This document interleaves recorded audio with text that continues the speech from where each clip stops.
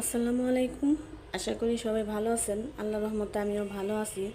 তো এখন সকাল 7:30 বাজে। আমি এখানে রুটি বানাবো। তো রাইস কুকারে আজকে আটাটা গুলায় নিছি।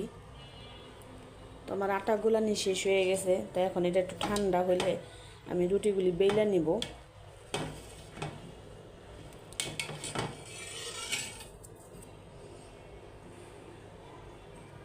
তো সিলিন্ডার চুলায় এই রুটির পানি গরম করতে, তারপরে রুটি সেঁকতে, রুটি ভাজতে অনেক সময়ই লাগে। তো অনেকখানি গ্যাসই ফুরায়। এই জন্য ভাবলাম যে দেখি রাইস কুকারে আজকে আটাটা গুইলা নিই। তো এটা ঠান্ডা হইলে আমি এখন বেলা নিব।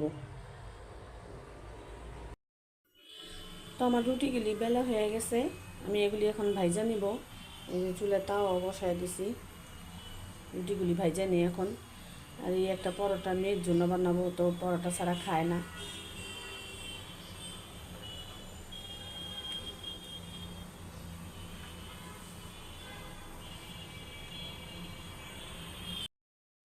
তো নাস্তা খাওয়া দাওয়ার পরে এখন আসছি রান্নাঘরে।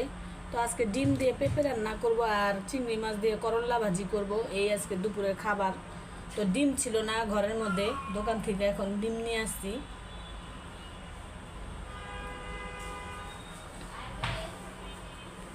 তো এগুলি এখন আমি কাইটা নিই আর ডিমগুলি সিদ্ধ দিয়ে নিই। তো আমার কাটা শেষ। এখানে যে করল্লা ভাজি আর আলু কাইটা নিছি, এখানে পেঁপেও আলু কাইটা নিছি, এই যে চিংড়ি মাছ, তারপরে সব ময়া মশলা রেডি করে নিছি। তা এখন ডিম আর পেঁপেগুলো সিদ্ধ দিয়ে নেই আর করল্লা ভাজিটা করে দিই।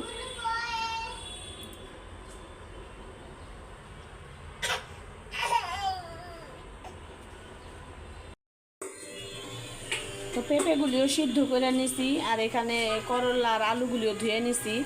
তো আমি এখন ভাজিটা করে নিব।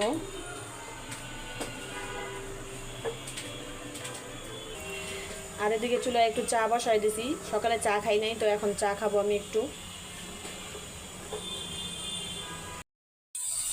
তো করলা ভাজি হয়ে গেছে আর এখানে আমি পেঁপে আর আলুটা কষাই নিতেছি, কষানো হয়ে গেছে। আর এই চুলায় ভাত দিয়ে দিছি। তো সময় এখন 1:20 বাজে, আমার স্কুলে যাওয়ার সময় হয়ে গেছে। তো তাড়াহুড়া করতেছি।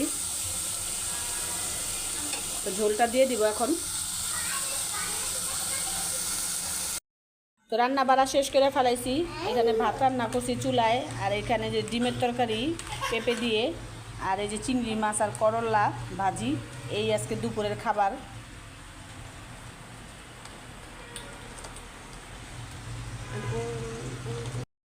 আর এই দিকে দেখেন রোদও বৃষ্টিও, রোদও আস্তে আস্তে বৃষ্টিও হইতেছে, মাশাল্লাহ।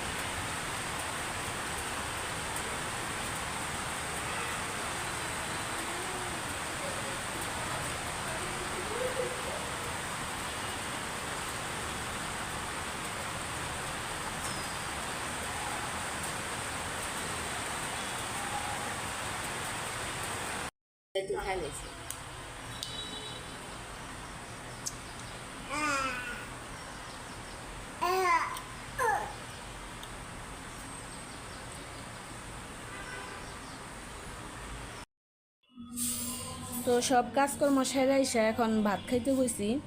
ঘড়িতে সময় এখন বিকেল 4টা বাজে। তো আজকেও লেট হয়ে গেছে।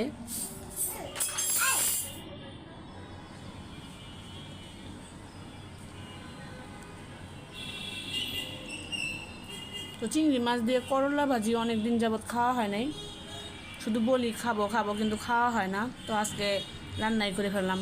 কি রান্না করবো কি রান্না করবো, প্রতিদিন কি রান্না করবো।